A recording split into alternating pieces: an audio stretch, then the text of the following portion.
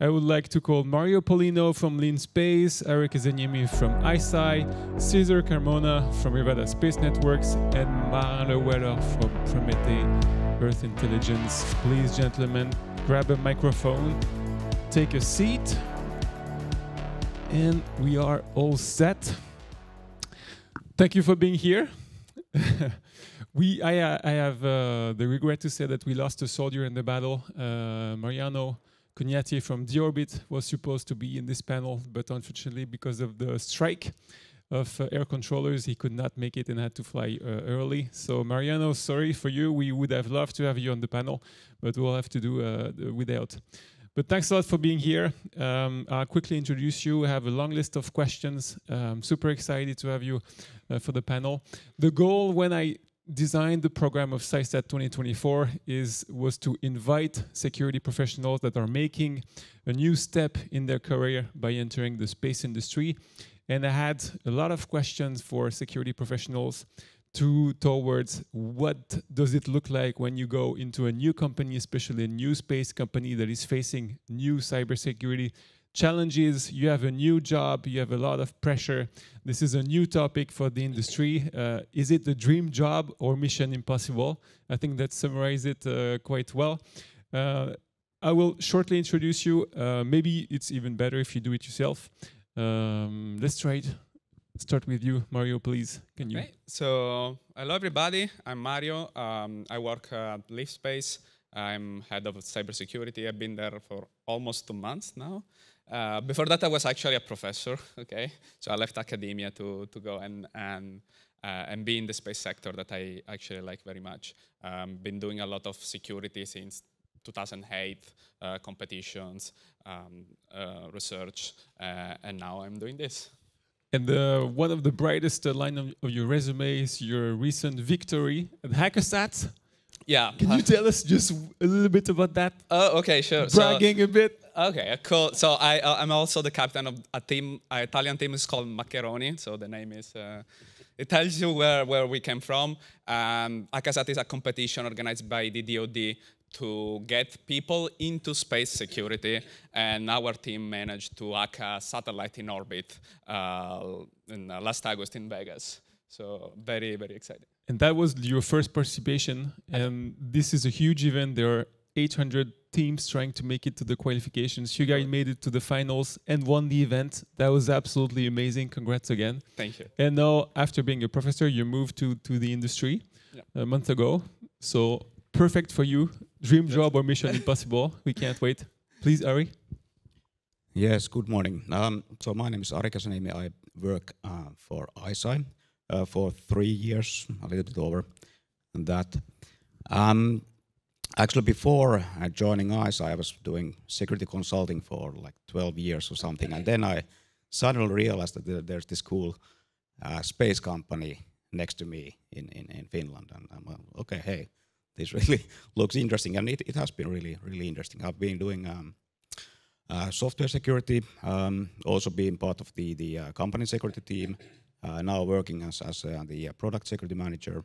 So looking at the kind of requirements, risks regarding security and making sure that our services, products are secure. But yeah, so that's. Thanks. ICEYE is also very well known because of the geopolitical context. So we'll talk right after that. Yeah. So yeah, we have our own constellation of SAR satellites, obviously. So we have our own ground segment, space segment. We also deliver missions to our customers, so they can have their own space and ground segment. And obviously, that has a lot of security considerations that we need to think about. Thanks a lot for being here. Cesar? Hi, Mathieu. Hi, everyone. My name is Cesar Carmona. Thanks a lot for inviting me here, giving me the opportunity to talk with you guys. My case is a little bit different. I'm not a cyber native, so to say. I'm actually a satellite native. So started my career as a systems engineer, then moved as a project manager in places like OHB and Airbus, so all space companies, and rather on operational projects, so to say.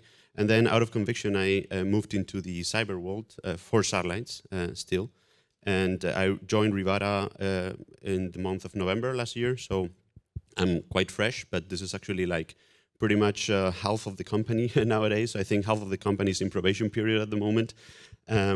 So because as you probably know, companies is growing very, very rapidly. So my role there is system security manager. So I'm responsible for the overall security of the outernet, which is the name of our satellite constellation. So I'm dealing with the engineering activities related to cyber and physical security, but also I am the owner of the governance program for the security of the outernet, and I am also dealing with the operations. As we're still designing our system and implementing it, but I'll be also putting a operations team together. Thanks a lot, Cesar, for being here. Marin? Yes, good morning, everybody. I'm very honored that you find interest to hear from me on my experience, and I'm very happy to be here. So my name is Marin Houelleur, and I'm the CYSO of Prométhée Earth Intelligence, and I took my position only a month ago, so I have not a lot of background in this position. But before that, I used to be for 15 years in space programs as an advisor for customers or as an engineer on industry program. And well, now I have to look at much pragmatic problem with much smaller latency issues, and it's quite interesting, yes. And it requires to think of anticipate a lot. So what you don't anticipate, it will overpass you anytime. Thank you. Thanks, Marin. All right, some of you have been in the job for a very short amount of time, 1 month, some a bit longer, like Ari. Even if you had a short experience at the company, can you describe for the audience what is typically the level of threats that the company you're working for is facing? And can you give some examples of incidents or anecdotes that you have heard of or already experienced in the company, so we can understand a bit what is the challenge there? I don't know, maybe Ari, you want to start? Yes, so obviously I don't want to go into a lot of details regarding things that we are seeing, but basically how I would categorize the threats that we are seeing are just the kind of untargeted threats and then targeted threats. So obviously we are getting all kinds of scams and spam and whatnot. So phishing attempts and so on. So, but that's like every company gets that, and of course we need to understand what is the motivation behind those attempts. And but of course we do need to be mindful about the targeted attacks and like all kinds of threats. But we are doing risk analysis and monitoring for that. Did you see a change, for example, for ICEYE before and after the war in Ukraine? Was that a change for you in terms of cyber incidents, exposure to attacks?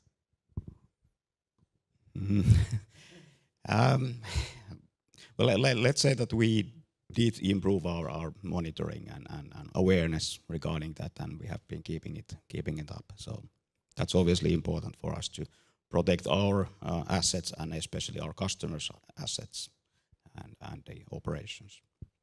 Thanks a lot. Marin, yeah? Yes, with regards to Ukraine, I feel like it's more on the way we do business at international level, because we have to take care now with regards to spying on or intelligence on our knowledge capabilities to develop or to implement solutions that could be quickly and copied and imitated. So we have to take care and to protect our knowledge. Yes. Mario, Newspace has been in business for quite a few years. When you got the job a month ago, did you discover some new things that you didn't know, or? Okay, so I mean, I'll be honest. I was worried at the beginning. I'm going there, and whatever I'm gonna find. But actually, it was better than I thought, because we already had people that, even if not in the security, as a security position, they were, let me say, paranoid enough to take care of what needed to be to take care. From threat perspective, we get the usual on-target threats, the spam and the phishing are becoming worse, thanks to AI, probably. Actually, that's the most AI brought to security so far, in my opinion, like good phishing attacks. But the targeted attack, that's depend if you're valuable enough for someone, right? So at some point, maybe you become valuable for that, but it depends on, people don't have enough time to attack everybody, okay? So you need to be worth for the attack. So that's how you know if you are sensible to be attacked or not, from that perspective. While automated attack, everybody's gonna take it. Yeah. Can you describe for us the threat model for Newspace? Do you expect? Do you want to defend the company against state-sponsored APTs, random?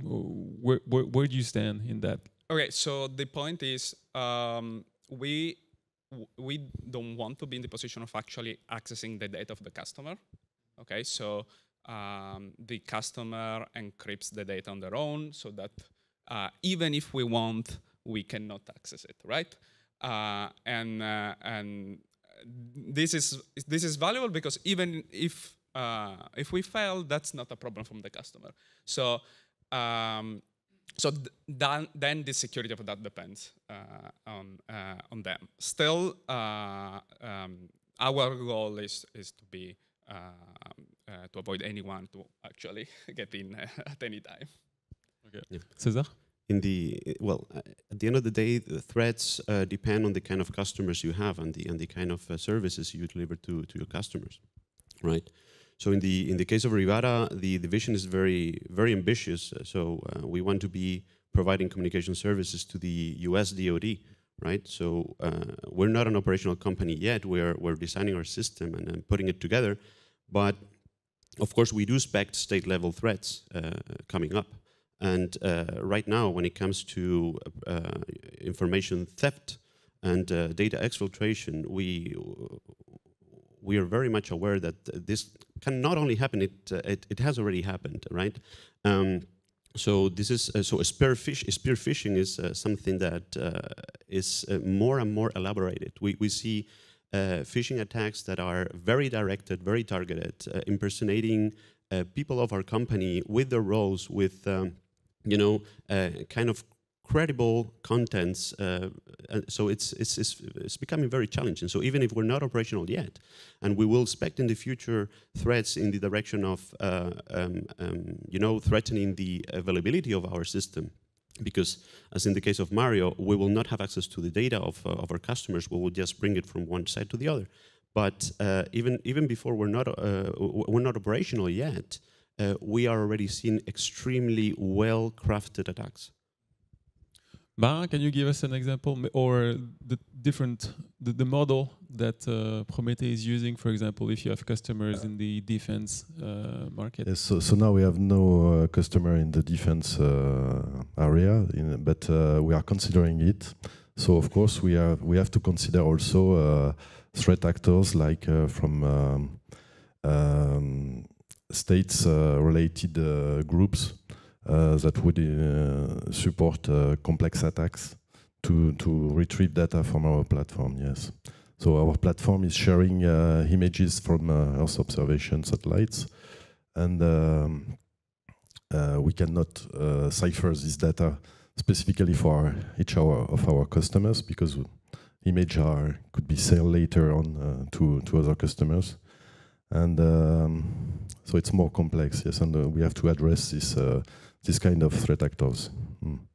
But clearly, for now, what we are facing is mostly the same as we just heard. So it's very common attacks that are very well handled and that can impact the system, yes, because the process in our inside process that are not related to space activity.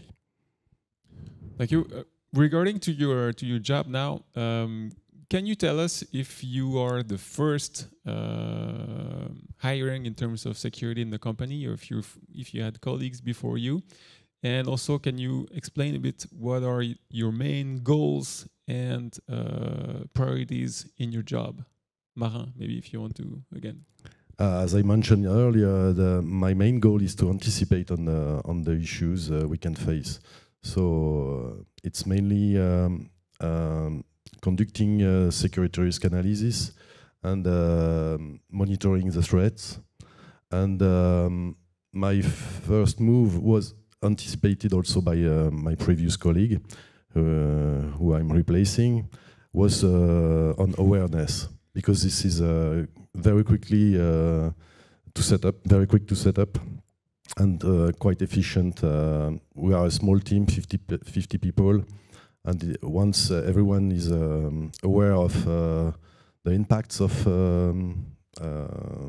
exploit, then it's very good. And also supporting the team with very quick answer to their interrogation. So each time someone asks me, what do you think, well, what if this or that, I try to answer very quickly so that they keep on come back to me each time we have issues. Cesar, were you the first one in security at Rivada? I was the second one, as a matter of fact. So there was someone there before me, but just for 1 or 2 months. So yeah, you can say it was not the first one, but really one of the first ones. So when it comes to the goals and objectives, so my main goal is to put together a comprehensive security program for the outer net, meaning, of course, taking seriously security compliance.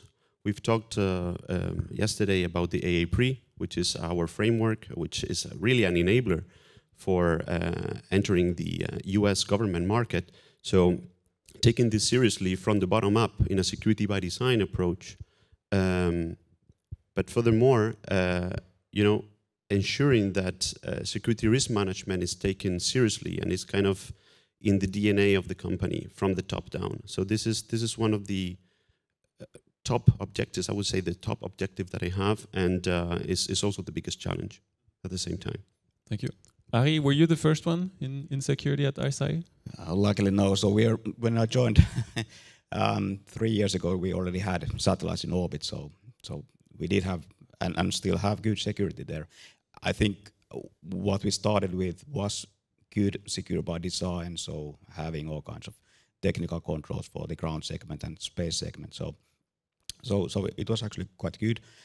Since then, of course, we have been kind of maturing our security, getting ISO 27001 certificates and building up the ISMS, but also for the kind of space-specific things, we have been improving our security. So we are more like evolving and maturing our current security setup. And for me at least, the main points to drive forward are compliancy. So understanding the standards that we need to comply with, customer requirements, and then the other part is the risks. So really understanding all the risk regarding our technology, customers, because we inherit our customers' risks, and then also the kind of like espionage type of risks. So our technology. So risk management and how to measure that, how to mitigate the important risks and prioritize that work. and then the compliance side, how to achieve and demonstrate compliance. Yeah, we'll get back on the compliance a bit later on. Mario, I guess you were the first one, security guy at newspace. Yeah. Yeah, that's correct. So my goal now is to actually try to embed the security protocols and then in the company, like procedure that are automated in how we operate, evaluate the risk. So that we can make a proper decision on which type of risk is valuable and what is not, and also how we can show that we are done things properly to our customers and eventually compliance, so that we can operate in that way. I was about to ask, what are the biggest challenges in the job? And this is also a question from the audience, and especially there is a point about funding for security activities, if that's a challenge for you to get budget from your management for all you would like to do, because as security you always want to do a lot of things, but then when you go to your CFO, I guess it's a bit a more difficult conversation. How do you handle that at newspace? So I think communication is the hardest part, especially for me that I'm very technical, right? So I can go into details explaining why something is risky or not, but it's hard to convey the amount of risk, right? That depends on this type of thing. So that's a challenge for sure, not only internally, but also externally, right? When you communicate with customer or publicly, there are things that look bigger than they are, and there are other things that are underplayed, and that's a hard part for sure from this perspective. From a technical perspective, the hard part of the job is the asymmetry that you get from attacker and defense, right? The attacker needs to succeed only once, and you need to succeed every time. And that's an asymmetry that we have in the job. Fair. Yeah, it's not fair at all, but that's, I mean, I come from the attacker perspective. That's mission impossible. Yeah, that's the mission. I agree. I came from the attacker perspective, right? When you are an attacker, you know that you need to succeed only one. And if you try enough, maybe you can find it. From the other perspective, you need to be there every time, and this takes resources. So yeah, that's tough. Cesar, biggest challenges for you at Rivada? Yeah. Funding, communications with your management? Yeah, well, communication is key, definitely. Messages are key, and we hear more and more the messages how important security is, how central it is, and so on. This is very important. So the fact that this message is more and more repeated and more in the mouths and the minds of managers and leaders, this is extremely important. But equally important, or the second step to that message, would be walking the talk, right? So actually implementing that, making sure that you are being proactive about it, right? So understanding your business, understanding the kind of threats your business is exposed to, identify your feared events, how this could impact your business, doing something about it, empowering your team to implement the necessary controls on the assets that are supporting your business. This is the real challenge, and this is something that has to be lived on a day-by-day basis. Marin? Prométhée? Yes, so hopefully our customers are also very attached to security, and they provide security requirements. So it helps to support the funding of security requirements. Those requirements does not come from me directly most of the time. With regards to the space segment, it's another thing with regards to the internal systems, which is also facing, as we discussed, threats. And yes, so also my management is by its background already aware also of these issues, and they know by the customers they want to address that they have to satisfy security requirements. So this is not the big difficulty. Also, what is specific to newspace is that we are relying on a lot of companies to support us on because we are making assembly, and it's also something to make sure that those guys who we are working with are in the same level of so they, because as us they want to do things quick to be quickly on the market, and we have to make sure that we are in line on security aspects. Yes, that's not so easy, and it requires a lot of talks. Yeah, supply chain, we'll get to that in a minute. And before that, we were talking about challenges and getting budget for security. And this is, to my experience, a business decision, which is driving by what is exactly the customer requirements, and does that give us the contract, yes or no?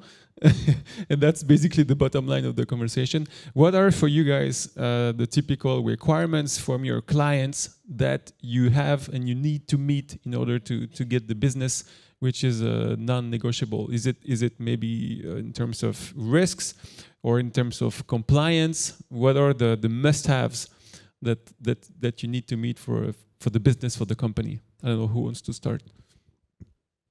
Yeah, so I would actually divide the compliance thing into two. So it's like we have ISO 27001 type of ISMS compliance requirement. So and that also ties to how do we handle, how do we secure all the customer provided information in our programs and whatnot.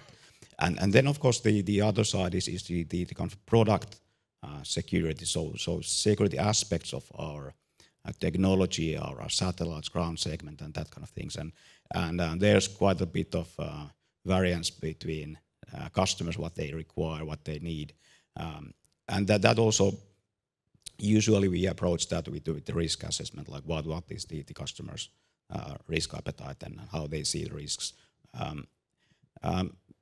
But for the kind of ISMS, so the Information Security Management System side, that's quite established. ISO and other standards are there. So those are typically the things that you see. Cesar? In the case of Rivada, because of the kind of customer that we are targeting, right? So meaning governmental customers, and specifically the US being as one of the most important, not to say that the most important one in our business case, is very clearly driving the requirements, right? So this is all based on the AAPRE compliance framework, which actually we're very happy to have it, and it's something that we very much missed in the case of addressing potential governmental customers in Europe. So there's no such a thing as this AAPRE framework in Europe. So this is already covering a lot of the basis, right, for the requirements.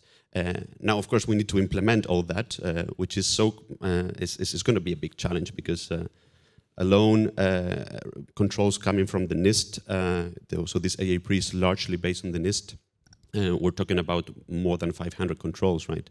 So it's not that it's going to be easy to do, but at least it's clear, right? So the requirements are clear. This is what you need to do. And we believe that by complying to that framework and everything that comes with it, because the framework also asks you to implement a security risk management into your activities and into your life cycle. So we believe that by complying to that framework, we will also be able to target other customers outside the US, right? So if it's good enough for the US, why shouldn't it be for Germany or for France or for Spain, you know? So this is kind of our strategic view on that. Prométhée? Marin? Yes. I was thinking. Sorry. We have a platform on the internet where the customers can connect. So we are hosting few of their personal data.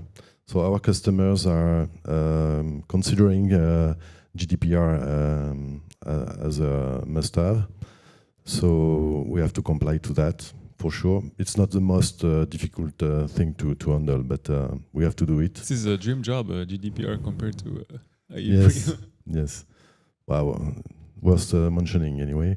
And of course, they want us to go through security risk analysis and to provide assurance that all risks are mitigated to an acceptable level.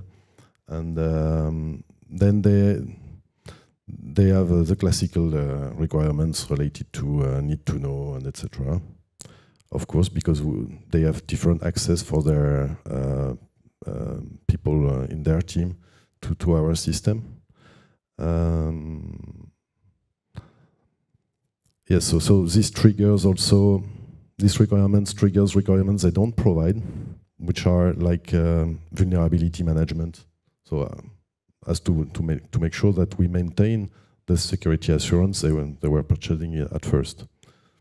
So this is it. Thank you. Mario, I think you... Yeah, so, I mean, from our perspective, we don't have any sensitive data because it's encrypted. That's very good because we don't have personal data and even the data of customer is encrypted, right? But still, we need to deliver the data in a secure way, so the customer asks for the... We have several ways to deliver it so that they can trust that are connecting to us and they can and that the data is actually there. And the other point is that eventually we need to go to compliance to demonstrate that basically we are meeting the standards. Which standards? That's the hard part, right? So that was the discussion of yesterday panel, because there is not a standard. It depends on the market. It depends on the client, right? So that's also a strategic decision, like a business decision, what you want to be compliant. Okay, because sometimes the security requirements come from the customers, which is clear or less clear. Also, sometimes security requirements come from the national authorities. I'm wondering if in your company, are you eligible is not the right word, but is your company under some national or international regulations because you are part of a critical infrastructure or because you are an opérateur de critique in France? Maybe I'll start with Marin with the famous French space law that is applicable to satellite operators. Does that apply to Prométhée? How do you deal with that? Not yet, but it would mean that we have succeed in some way. So I'm anticipating it. Yes.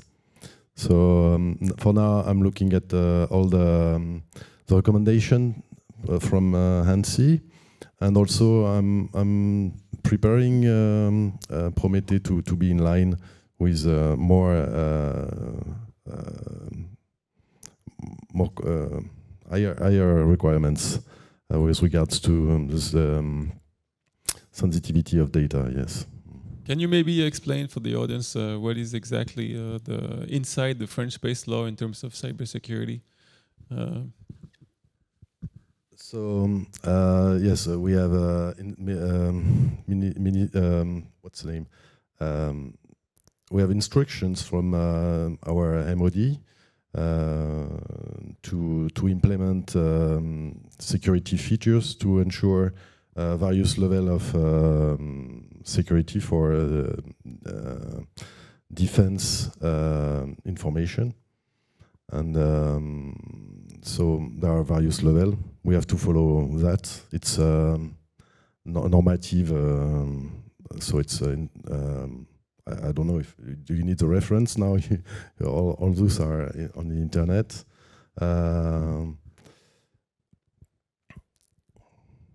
Okay, thank you. Cesar, do you guys... I mean, when it comes to regulations, Rivada Space Networks is a German company. We're GmbH, so we need to stick to, obviously, to German and to European regulations, right? So, for example, GDPR, the new Digital Act from the European Union. So this is something that everybody needs to comply to, right?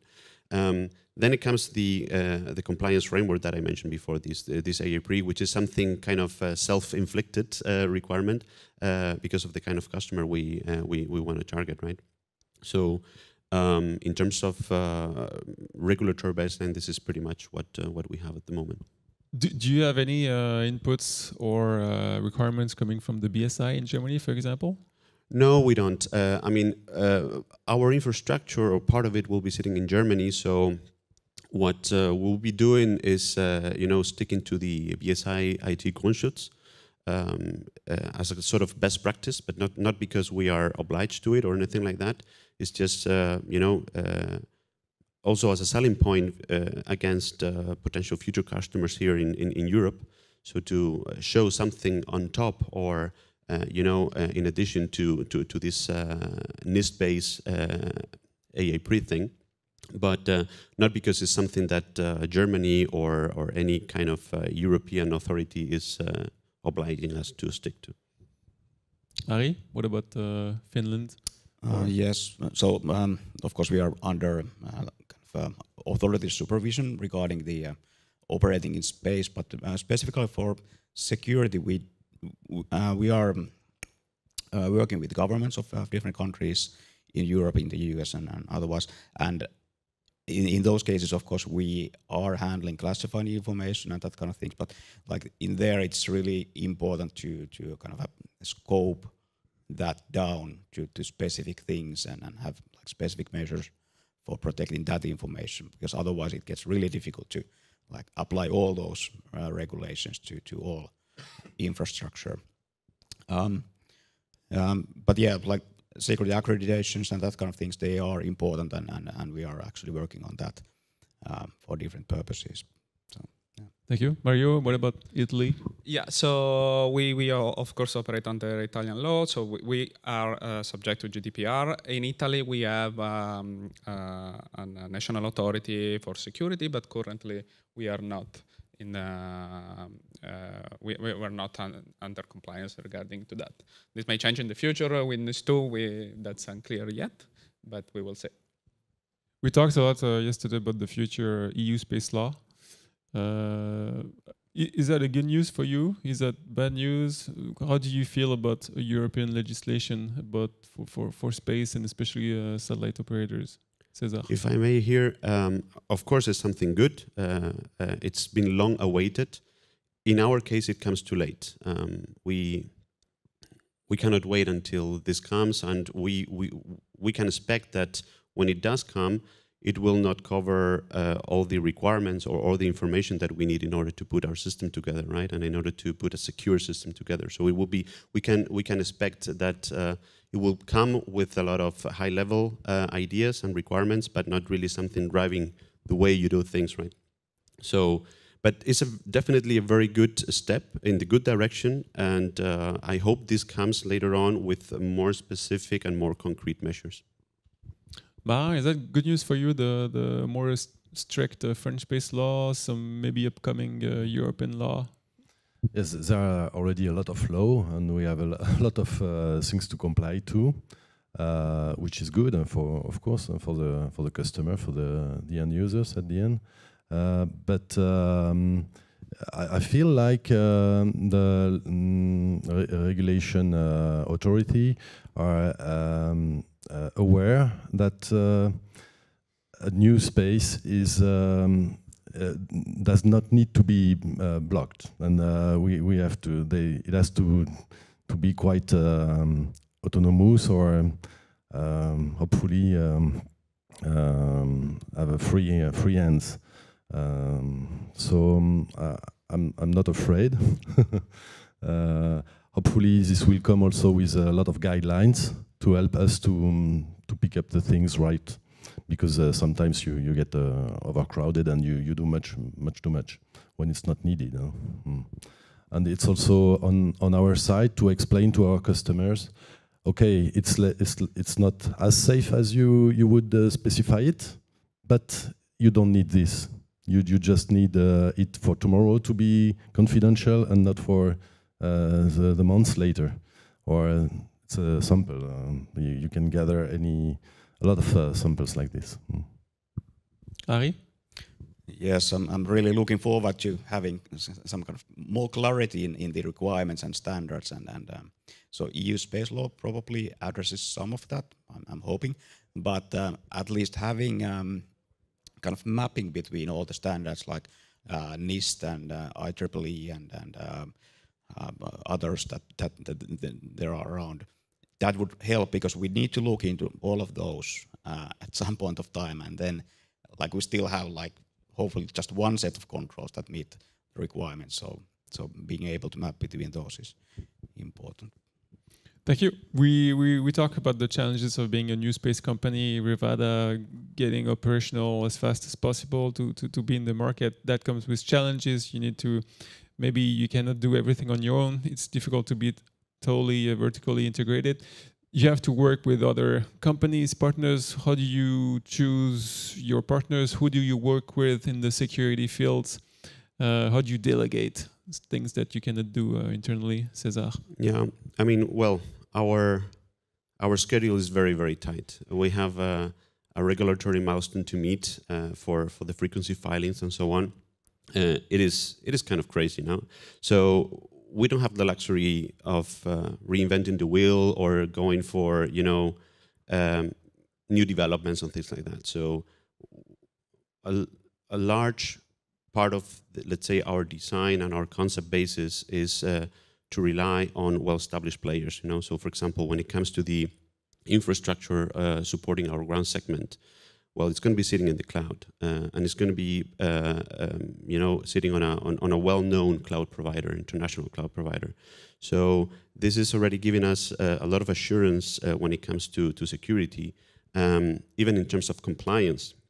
So we can pretty much in a native way come up with an infrastructure that to a large extent is compliant to the security framework that we have imposed on ourselves. On top of that, and for more specific activities, well, we're relying on European companies. So one of them is actually your company, CYSEC. So we are collaborating with you on, let's say, demonstrating in our precursor mission. So the first set of satellites that we will be launching before the operational constellation is set up. So we will be demonstrating encryption authentication concept for the command and control chain of the precursor satellites. So, and this is partially also thanks to the contacts that we've been able to create in forums like this one, right? So also with other companies that, by the way, we have met here in this very place where we're also, starting to work together. So this is, in fact, very, very, very nice. But as I said, for the big things, we are very much relying on large players who know and who can also drive us how to do things. And one very positive surprise that I've had, because many people, many colleagues of mine from previous companies and so on, and myself as well, I have to say, had the impression that, okay, if you go for a big IT company, they will just provide you whatever they have. You need to live with that. They will not help you. They will not guide you to, kind of make things your way, right?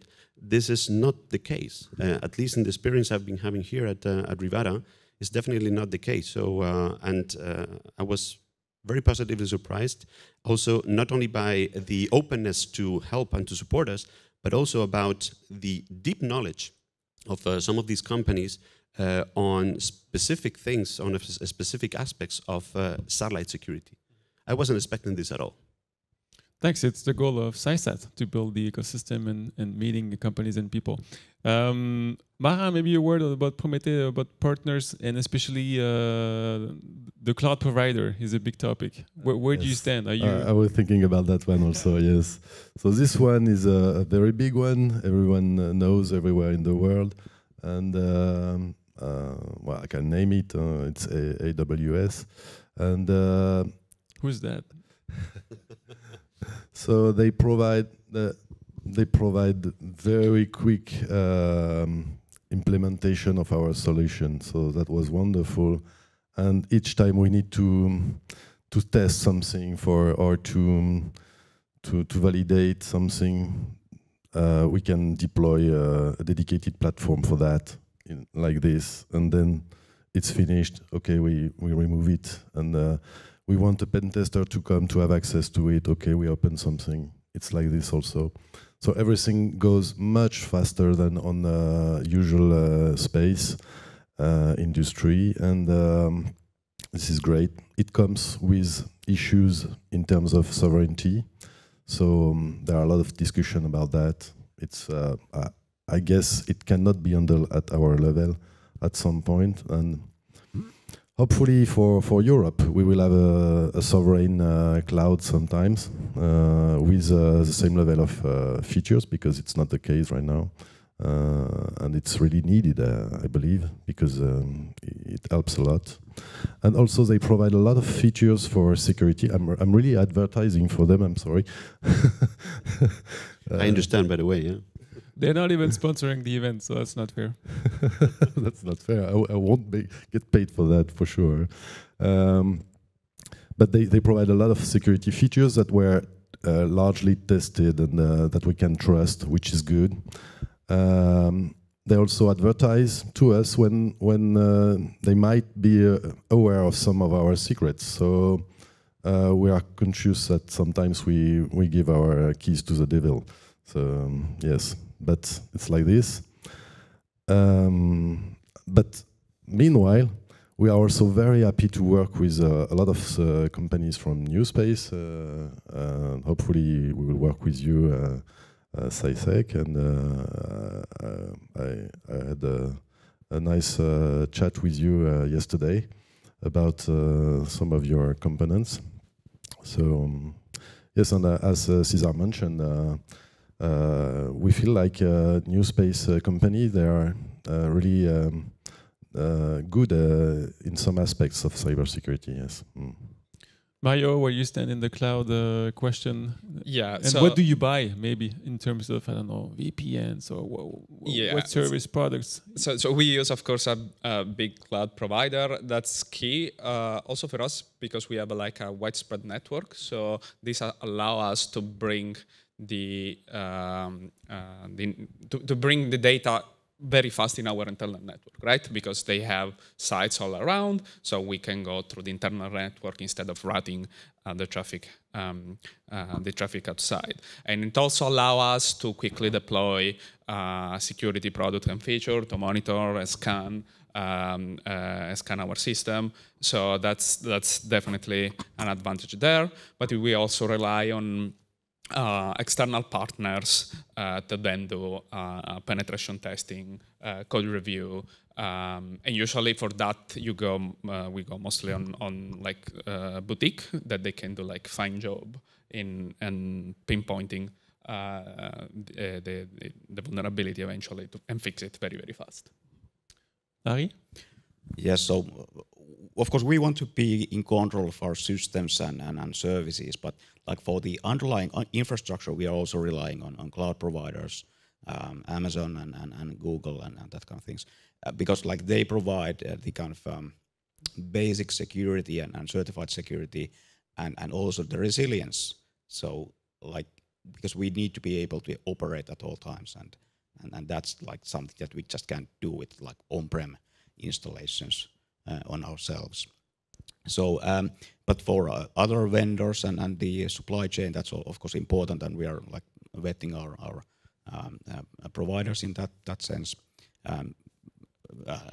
doing audits and risk analysis and that kind of thing. So, but for security services, we do have actually quite big internal security team taking care of all the things, but also utilizing external opinion and consultation from known players. Thank you. Mario, you talked about penetration testing. You were yourself ethical hacker.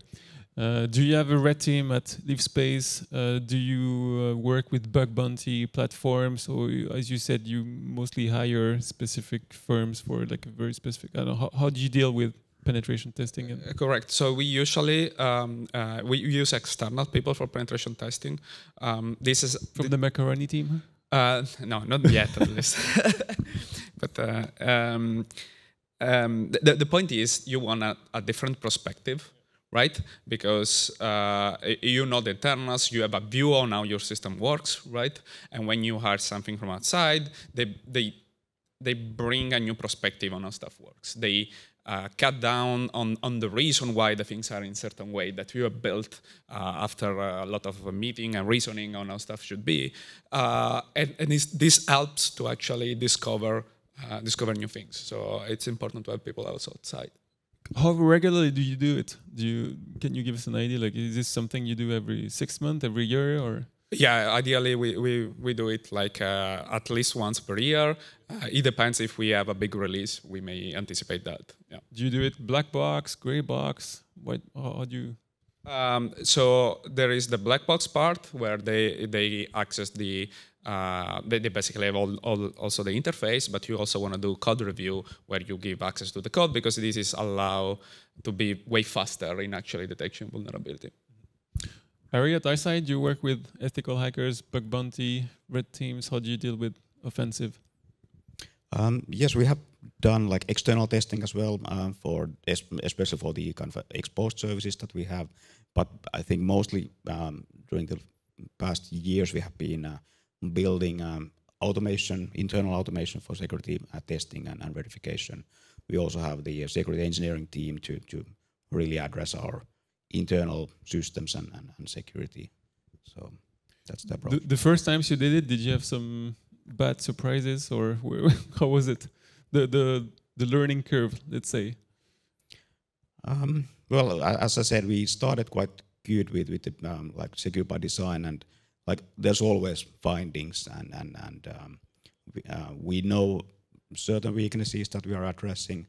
Of course, we always consider the risk and the threat model, like what is actually important, what is something that needs attention right now, and but so far actually it's been relatively good, I would say.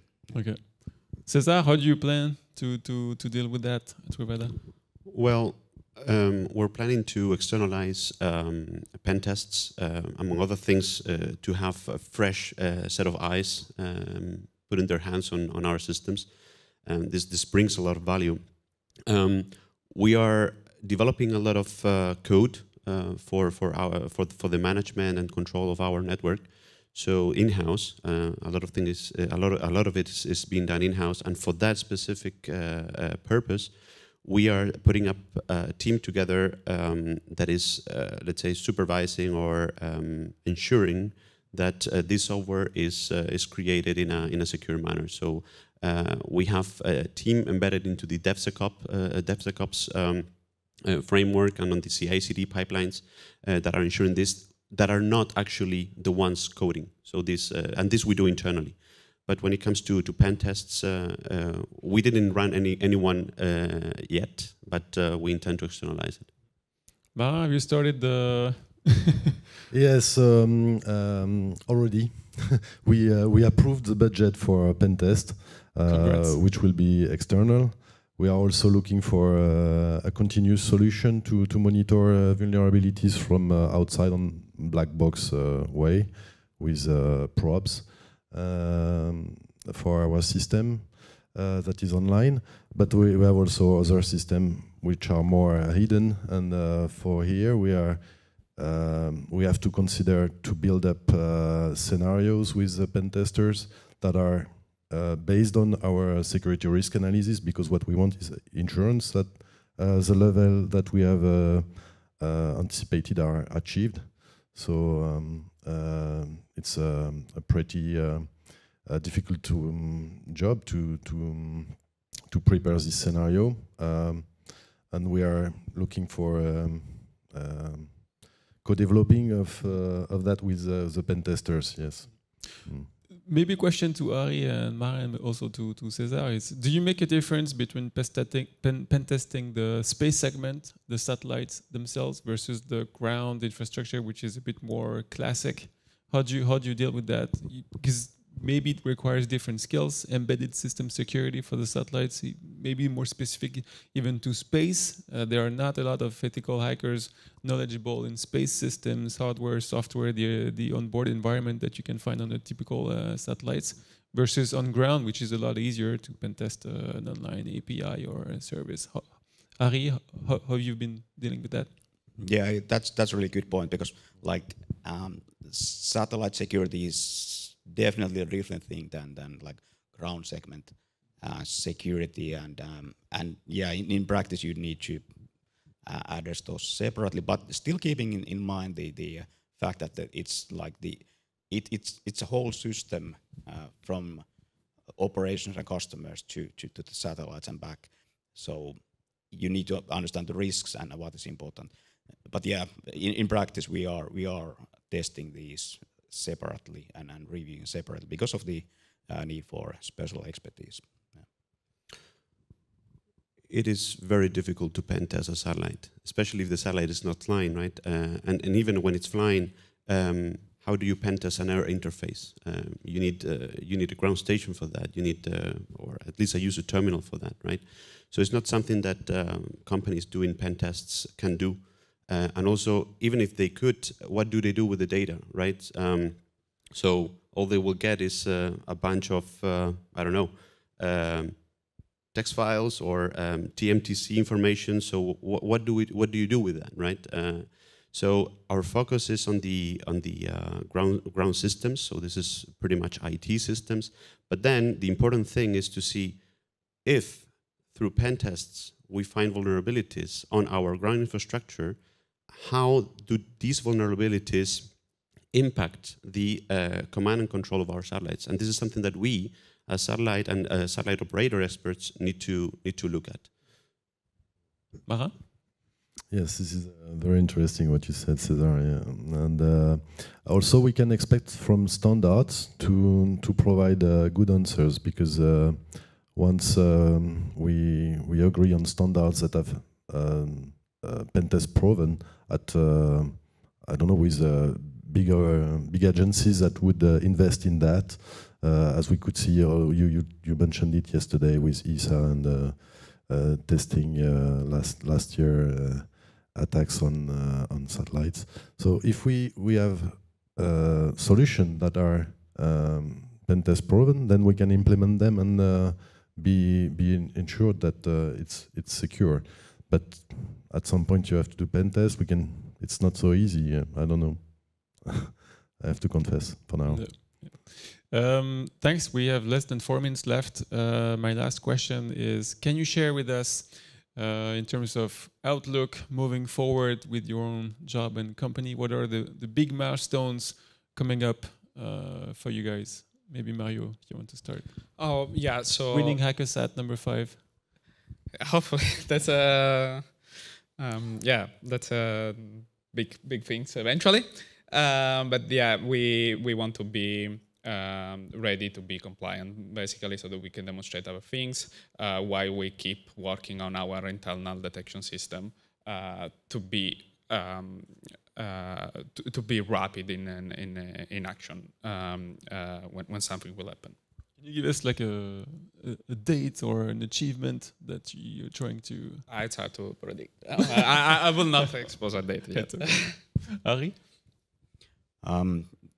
Maybe the milestones, they are related to compliances or complying with some of the standards that we need to comply still during this year. Can you mention the standards? Sadly, no, but they are NIST-based, so that's, and I'm hoping that complying with those will help us comply with some other standard that comes around the corner, and also the kind of like official accreditations and that kind of things that I'm expecting us to get more of those still during this year. Otherwise, we are improving our security and risk management and like measuring the risks. That's something that we are still working on. Detection. Yeah, like detection, but also like understanding the value. The KPIs, like really trying to understand. Yeah, being able to measure the risk. That's something. Cesar, you have a lot of work on your. I have a hell of a lot of work. There are many threats in parallel. So compliance, so establishing the compliance framework is definitely something, and the governance framework for security is a key priority. This is for sure. I want to have a very comprehensive security policy and ISMS in place within the next 3 to 6 months. So this is a very clear objective for me, and it's also a company objective, by the way. In parallel, we need to deal with the satellite and the ground segment design to ensure that it's done in a secure manner. So we need to control our suppliers. We need to drive them as well. We also need to drive and control our internal engineers dealing with the software development, for example. So this is another thing. And of course, as part of the governance framework, we need to live in a regular and active manner the security risk management process, right? So this is also a big challenge. So a lot of work, too few people dealing with that. So we're hiring. If any one of you is interested, I will be very happy to be talking to you. I guess we have to visit your website. Definitely. Okay. Marin, achievements, outlooks for us. Tease us a bit about what's coming up next. Yes. So in newspace, we are able to do a lot of work in a very short time. But it's not enough, and we will have to do more than that. So it will not be in one day. We are opening our service to known clients, so it's not fully live, but it will drive our activities on the coming weeks with regards to security. Of course, as I mentioned earlier, anticipation is the keyword for me. So we are looking at ISMS implementation and things, compliance to regulations, of course. And I have to build a roadmap to be to make it progressive and improving always. All right, time is up. I would like to thank you so much, and please give a big round of applause for our panelists today. Thank you, guys.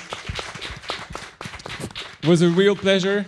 It's day 2 of CYSAT. Hope you can stay a bit around before you take your flight or go home. And now is coffee time. Thank you so much. Thank you. Thank you.